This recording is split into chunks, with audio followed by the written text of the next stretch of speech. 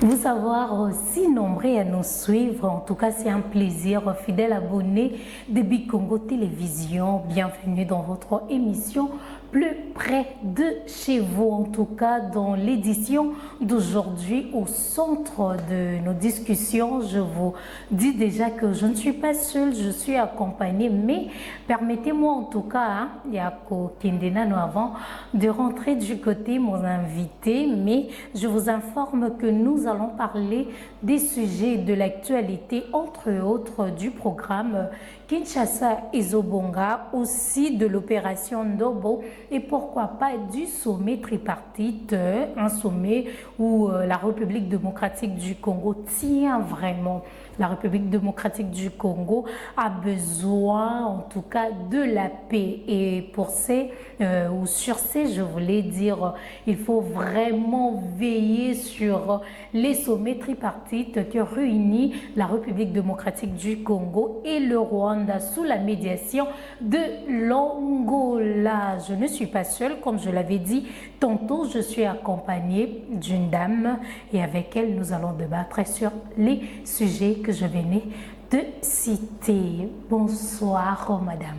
Bonsoir madame la journaliste. Vous allez bien? Oui, ça va bien, merci. Et vous pouvez vous présenter pour que les personnes qui vous suivent vous connaissent. Je suis Exaucé Mokambola, aussi journaliste.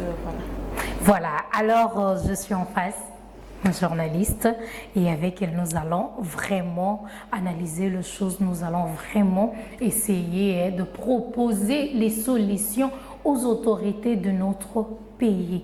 Madame Exaucé, parlons du programme Kinshasa Ezobonga, lancé par le gouverneur de la ville de Kinshasa, Daniel Bumba. Alors, on voit déjà que les bourgmestres de plusieurs communes ont déjà Kobunda.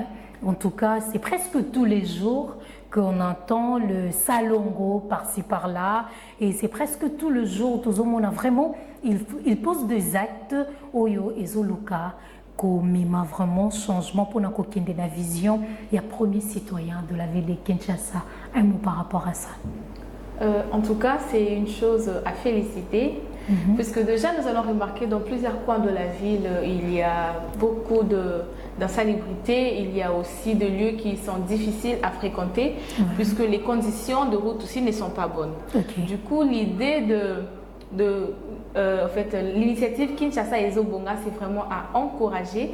Et aussi, nous allons demander à la population de prendre à cœur cette initiative, puisque c'est pour notre bien-être. Puisque nous sommes nous-mêmes les destructeurs au fait de notre terre. En tout cas, nous devons prendre ça avec tout cœur, question de se contempler aussi de cette modification de la terre.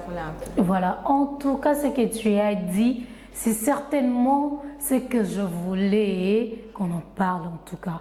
Maman, en parlant de, comment je peux dire, de la participation de la population à ces programmes, j'étais, permettez-moi, chers abonnés, de citer cette municipalité. J'étais l'autre fois dans la commune de Selembao, Madame Exaucé, avec le bourgmestre de la dite municipalité, M.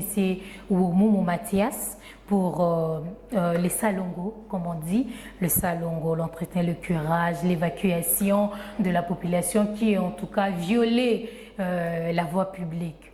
Et je t'ai dit, 4 jours après, je suis revenue sur les lieux où il y a eu salongo. Je vous dis que le salongo wana et salamakate que ndeba misuba salara ba kombi ba kangisi salité siliwana non. C'était vraiment très bien fait. Ba kombi ba longoli voiture ya monene et memi salité wana et keko boa kayango. Mais je vous dis 4 jours après, je suis revenue sur le lieu où il y a eu salongo. Mais je t'ai dit c'était catastrophique. Tout est revenu à l'état brut, à l'état initial. Est-ce que tu penses qu'avec cette allure de la population, avec cette mentalité de la population, les choses pourront changer et cette vision du premier citoyen de la ville de Kinshasa est vraiment la Sokeko la Tanzoto? Oui, ça peut arriver, seulement que la population doit être consciente au fait du fait que puisque vivre avec la sanité, ce n'est pas très bon. Ça nuit parfois à nos santé. Vous voyez, on souffre parfois de la typhoïde, la sanité, environnement. Voilà. Donc voilà, puisque nos santé en compte, nous devons nous-mêmes nous conscientiser que qu'au fan de la sanité est malamouté. Du coup, nous devons prendre conscience de cette initiative et aussi bourgmestre soit Yemoko Kolo Initiative à l'Embaté pour lancer un appel de conscience, question de conscientiser la population que bazongi sa basalité ou anate, parce que ceux qui m'voula et noki, ce sont ces mêmes saletés qui vont revenir dans les maisons et dans les parcelles et ça sera pas bon.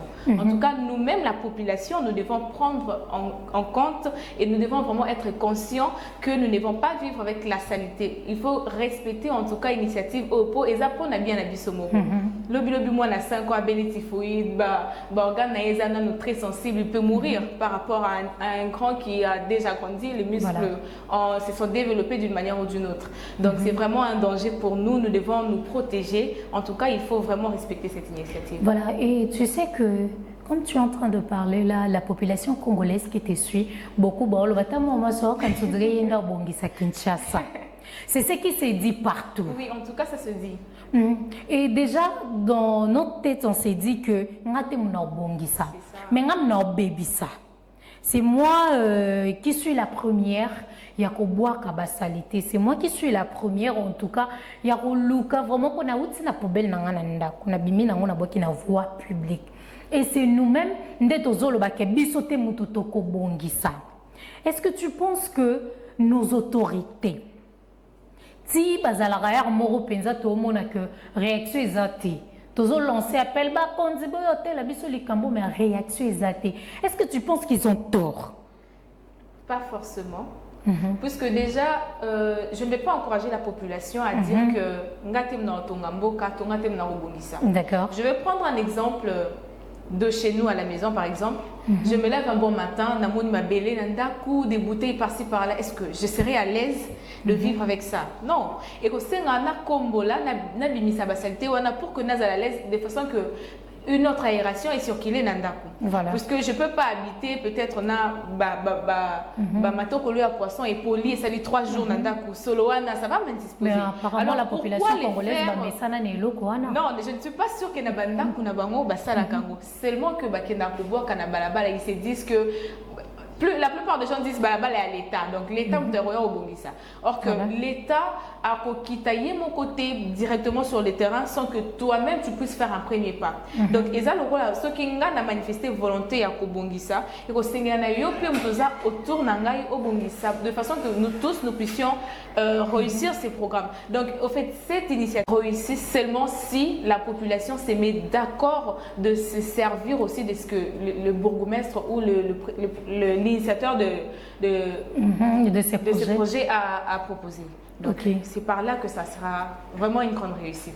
Voilà, fidèles abonnés, en tout cas très chers Congolais, il faut savoir que le bien de notre société est Kambouya Bisso Nyonso, mais dans la main de Tokobongisa Mokana Bisso. Madame Exaucé, parlons un peu de l'opération Ndobo, opération Oyo qui est lancée par le ministre de l'Intérieur, Jacquemain Chabani, et qui marche de pair, qui marche cumulativement avec l'opération Zéro Colonna, lancée par le ministre de la Justice, Constant Moutamba. Vraiment, ils ont condamné l'exécution, il y a condamné, puis Missous Bazako Memabango, la prison ya Ngenga.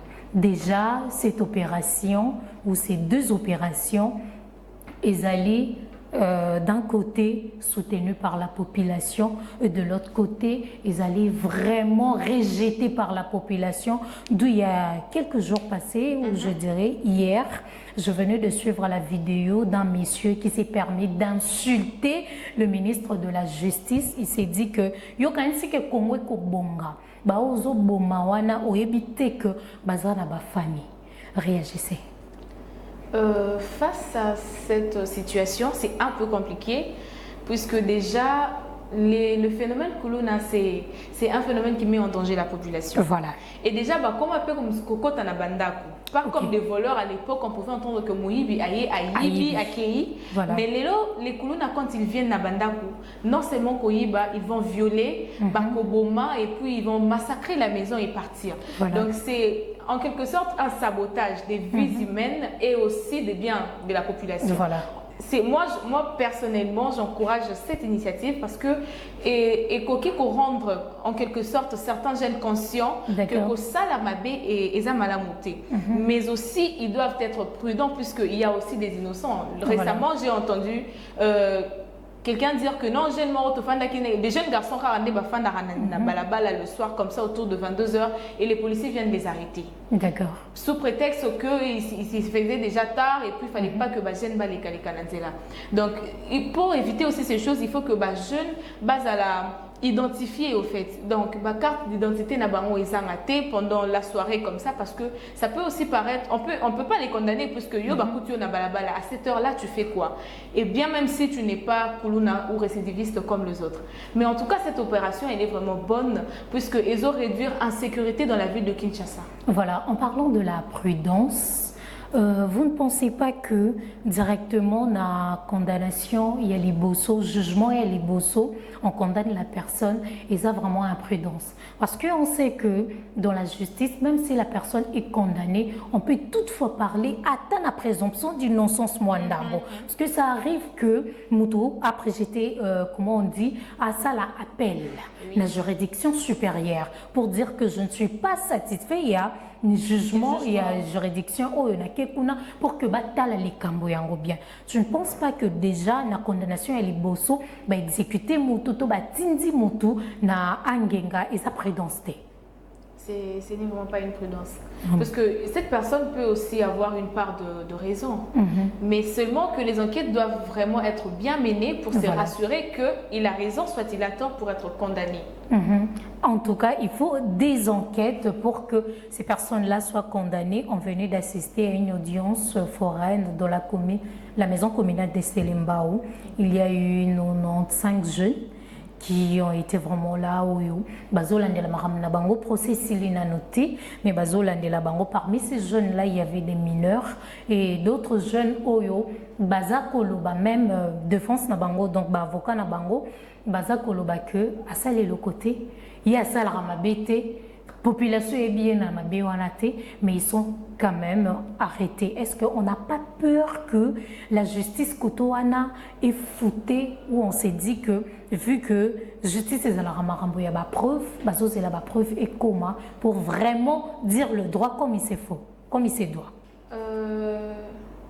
La justice va fouter seulement s'il n'y a pas de preuves, comme vous l'avez dit. D'accord. Donc, il faut vraiment preuve, comme je l'ai récemment dit, mener vraiment enquête et puis que le résultat est à la fiable, est à la vraiment rassurant, de façon qu'ils puissent vraiment juger avec toute sincérité et sérénité parce que des mineurs. Bon, actuellement, on peut aussi remarquer que les mineurs sans abri, comment se comporter, bon, voilà. On ne peut pas condamner ça parce qu'on se dit qu'ils sont sans abri, on ne sait peut-être pas les raisons qui ont fait en sorte que se retrouver dans Balabala. Donc, peut-être à Koki, qu'il y a 500 francs au PCT, à 5200 au PCT, et qu'on inquiétait ou bien qu'on révoltait, excusez-moi, pour que se venger de façon qu'il se trouve quoi manger. Voilà. Donc, ça peut arriver que le mineur aussi puisse être coupable, mais seulement, il faut vraiment mener des enquêtes et se rassurer que c'est vrai ou c'est pas vrai. Voilà, il faut vraiment mener des enquêtes. D'un côté, il y a l'opération Ndobo, l'exécution de personnes, des condamnés, et puis les autres sont transférés à la prison de Angenga. Mais de l'autre côté, il y a l'insécurité dans l'est de la République démocratique du Congo. Et nos autorités s'est dit que et dernièrement dans un comment je vais dire dans le briefing presse du 9 janvier, du 9 dernier, la ministre des Affaires étrangères Thérèse Kaikouamba a dit que la République démocratique du Congo compte vraiment sur les sommets tripartites, sur la rencontre de la République démocratique du Congo et le Rwanda en Angola. sous la médiation de Luanda, bien sûr. Alors, est-ce que pour vous, est-ce que ces sommets peuvent changer quelque chose sur l'insécurité qui sévit dans l'Est de notre pays? L'insécurité dans l'Est de notre pays, c'est vraiment un point qui touche plusieurs cœurs, puisque cette histoire ne date pas d'aujourd'hui. Voilà. Alors, il va falloir que quand ils vont se concerter, se rappeler un peu de la source, de la base de cette histoire, voilà, et chercher à proposer des solutions, parce qu'on ne peut pas proposer une solution sans connaître le problème ou sa source. Donc c'est quand ils vont se rappeler ou se concerter sur la base et la source du problème qu'ils pourront proposer des solutions, et moi je suis sûre que ça va marcher et la paix reviendra à l'est du pays. D'accord. On sait que c'est le Rwanda, en tout cas, qui nous malmène, qui nous met mal à l'aise, qui tue nos frères et sœurs dans l'est de notre pays, et il parle des terres de droit, des terres des Tutsis et autres. Tout ça, on ne comprend pas. Le M23 qui demande un dialogue entre Kinshasa et ces mouvements-là, bien sûr. Donc, on sait en tout cas quoi faire et on sait dans quelle situation nous sommes. Mais est-ce que une guerre sera la bienvenue pour résoudre ces problèmes? Non, non. Une guerre ne sera pas la bienvenue, puisqu'il y aura plusieurs âmes qui seront tombées. Il y aura vraiment de pertes de vie et ça ne sera pas un honneur pour notre patrie. Voilà. Puisque déjà le fait de perdre plusieurs personnes dans la semaine, déjà, c'est vraiment inquiétant. On ne sait pas qui seront ces prochaines personnes qui viendront soulever encore ces pays. Mais madame, tous les jours, les personnes meurent. Et si on s'est dit, bon, on légalise ça, on va mourir pour la paix de notre pays. On dit qu'une nation qui est née dans les sangs est bénie pour 1000 ans. Alors, on peut se dire que bon, on ne peut plus continuer dans cette situation. Les gens meurent tous les jours. Bon, on s'est dit, on déclare la guerre, on va mourir pour la paix. En tout cas, la guerre ne résoudra pas le problème. La paix ne sera jamais établie s'il y a la guerre dans le pays. Il faut juste que les autorités se mettent d'accord, que les autorités dans l'amour pour résoudre ces problèmes. Je pense que seulement s'ils sont vraiment remplis d'amour, si seulement ils pensent aux familles qui sont très souvent touchées, et je pense qu'ils auront un peu cette miséricorde et ils ne voudront pas lancer la guerre en tout cas. Voilà, pas de guerre pour Madame Exaucé. Mesdames et messieurs fidèles abonnés de Big Congo Télévision, nous sommes arrivés à la fin de notre émission qui a consisté comme ça à l'analyse, et on a essayé de trouver des solutions sur les questions de Kinshasa, du programme Kinshasa Ezobonga, de l'opération Ndobo et du sommet tripartite qui rassemble les 3 pays, la République démocratique du Congo, le Rwanda et l'Angola. Madame Exaucé, un mot de la fin pour nous dire bye. J'aimerais juste lancer un message à la population congolaise que nous devons nous aimer et nous devons nous soutenir mutuellement d'une manière ou d'une autre, puisque notre pays, en tout cas, nous sommes les seules personnes à élever ces pays, nous sommes les seules personnes à établir la paix dans ces pays. Donc nous devons vraiment nous aimer. Voilà, nous devons nous aimer pour élever notre patrie. C'était le mot de la fin de votre émission Plus près de chez vous. Je vous dis au revoir et à la prochaine.